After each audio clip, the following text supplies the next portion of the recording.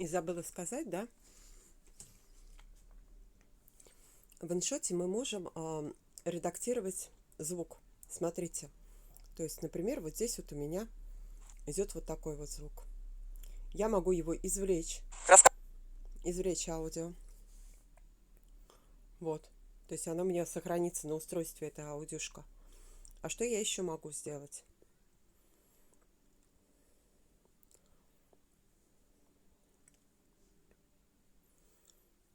Вот так вот я удалила. То есть если я сейчас буду искать... Блин, у меня это вообще столько всего.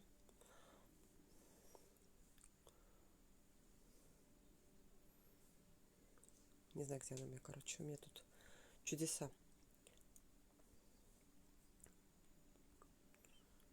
А что у меня тут такое? Я все стерла, наверное. Угу. Ну ладно. Не в этом дело. Я, значит, удалилась, когда я ее удалила совсем. Что мы можем сделать? Запись. Видите? Разрешить. Ля-ля-ля. Вот, видите? В общем, и мы записываем на имеющееся уже видео, мы записываем свой голос.